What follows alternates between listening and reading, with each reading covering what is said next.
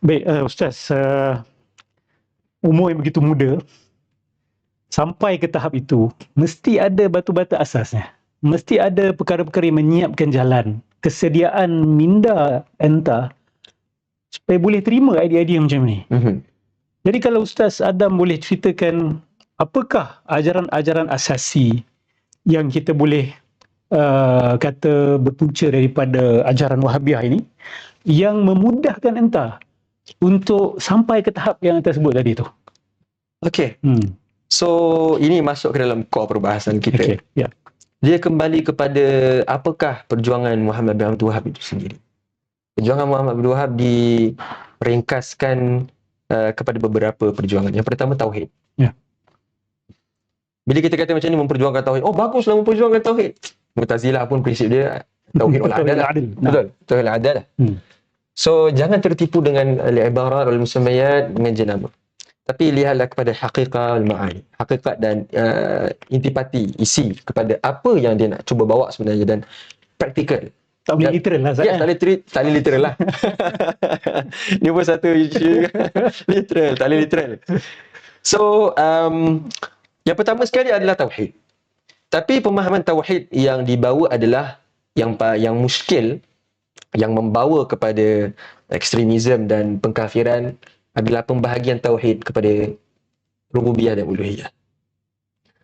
Okey, kalau dia berhenti setakat itu, mungkin, atau penjelasan umum-umum sekadar seperti itu, mungkin bukan tak ada mudaratnya kurang sedikit. Okay. Maksudnya sebagai model? Ya, sebagai model yang ada perincian untuk membetulkan, menambahbaikkan. Sebab apa-apa pun sebenarnya itu adalah satu silibus ataupun cubaan untuk menafsirkan.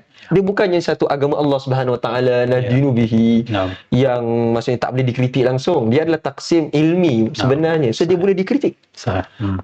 Akan tetapi macam bukan Syekh Muhammad Abdul Wahab yang mulakan, Ustaz? Bukan Syekh Muhammad mulakan. Pembahagian ni adalah pembahagian Hanabilah. Orang kata seawal Ibn Taymiyah. Sebelum Ibn Taymiyah. Sebelum lagi. Oleh Ibn Battah Al-Akbari, salah seorang prominent Hanbali scholar. Okay. So, pembahagian tauhid kepada dua ataupun tiga ataupun apalah nama dan empat dan sebagainya. Tapi pokoknya adalah ada tauhid yang dinamakan tauhid uluhiyah, rububiyah dan tauhid uluhiyah.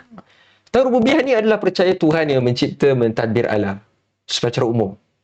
Uluhiyah adalah tauhid dalam menyerahkan doa, seruan, sujud, cinta, takut, benci, harap, ibadah semua kepada Allah Subhanahu Wa Taala. So, premis itu premis yang pertama. Premis yang kedua adalah kaum musyrikin pada zaman Nabi sallallahu alaihi wasallam ada tauhid rububiyah. Ini kritikal. Ini masalah. Ini adalah satu hujah yang dangkal sebenarnya. Maksudnya dari segi tauhid rububiyah, musyrikun Quraisy dan kita sama. Ya, betul. Ini yang paling banyak kerap diulangi dan begitu yakin oleh Muhammad Abdul Wahab. Begitu yakin. Manakala yang beza adalah tauhid uluhiyah. Yang mana itulah yang tidak dilaksanakan oleh kebanyakan orang Islam zaman itu. Ini kata Muhammad Abdul Wahab. Dan Nabi datang untuk memerangi orang yang tidak melakukan tauhid. Nabi datang untuk memerangi orang yang tidak melakukan tauhid uluhiyah. Rububiyah tu dah tak ada masalah. Rububiyah tu tak ada masalah. So, menyebabkan Muhammad bin Abdul Wahab nak kata model dia dengan Nabi sama. Realiti dia dengan Nabi sama. Itu yang dia nak kata. Realiti yang dia hadapi dan apa yang Nabi hadapi sama. Masyarakat yang Nabi hadapi dan masyarakat yang dia hadapi sama. Bahkan Muhammad bin Abdul Wahab kata lebih teruk lagi. Dalam kitab-kitab dia, dalam Qawaid al-Qawaid Arba', dalam Kashfus Syubhat, Mufidul Mustafid, dalam risalah-risalah dia menyatakan sedemikian, bahkan lebih teruk. Asyaddu jahlan, asyaddu syirkan. Lebih besar kesyirikan daripada Abu Jahal dan Abu Lahab. Abu Jahal dan Abu Lahab lebih beriman daripada masyarakat itu. Kan? Sedangkan sebenarnya pemahaman seperti ini adalah pemahaman yang dangkal. Kalau kita rujuk, even kita rujuk kepada Turath Ibn Taymiyah sendiri pun sekalipun. Dan modern Wahhabism sekalipun, dah ada yang unsur-unsur criticize benda ni. Iaitu musyrikin ada big problem also in rububiyah. Musyrikin ada big problem also. Ambil satu contoh senang. Hadis yang ada dalam kitab Tauhid sendiri, iaitu dalam masyarakat Arab dahulu tersebarnya pemahaman ataupun pemikiran yang hujan dinisbahkan kepada bintang sekian. Motorna binaui kada wa kada. Hujan kerana bintang sekian, hujan kerana bintang sekian. So, para ulama menyatakan, even ulama salafi sendiri yang moden dia kata, dalam kalangan masyarakat musyrikin ada kerosakan dalam rububiyah. Still ada kerosakan dalam rububiyah. Senang kata, Syekh Abdul Wahab pemahaman dia ni bukan setakat dangkal, memang salah sebenarnya. Salah. Memang pembahagian yang salah sebab dia menyalahfahami tauhid dan syirik sebenarnya. Dan ini ada dia punya sandaran ataupun dia punya base. Yang mana kita tak boleh nafikan bahawasanya setiap orang yang kopi akan ada dia punya version of dia sendiri. Betul. Kan dia memang mendulang asalnya daripada pemahaman Ibn Taymiyah. Itu satu benda yang tidak boleh disangkal. Ya.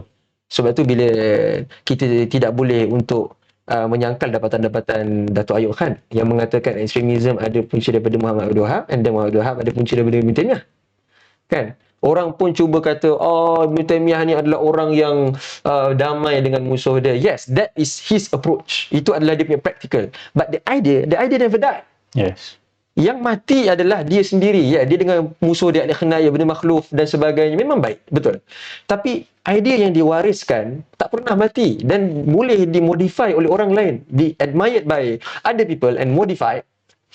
So still lagi ada bau-bau dan unsur-unsur Taimian teologi yang mana ini tak boleh dinafikan. Pengkaji-pengkaji memang nampak benda tu. Kalau anda boleh kata, anda cuba nak mengatakan bahawa ada benih radikalisme dari segi akademik daripada Ibn Taymiyah, bukan dari segi praktikal. Bukan dari segi praktikal. Bukan dari segi praktikal. To be fair, bukan dari segi praktikal.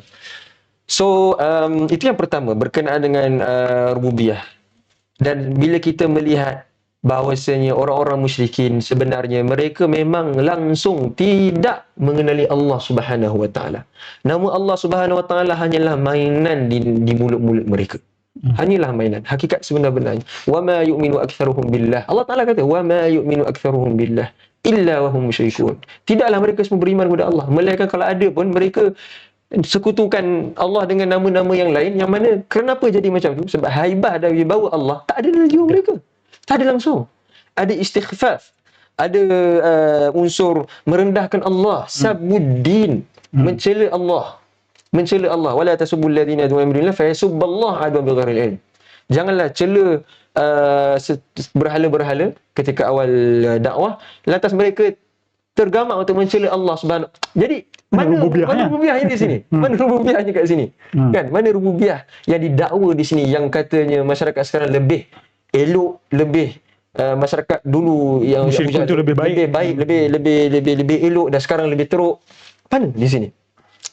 Dan mereka pun tidak ada pengagungan kepada Allah Subhanahu wa taala langsung tidak ada pengagungan kepada Allah, dan mereka kata Allah ada anak.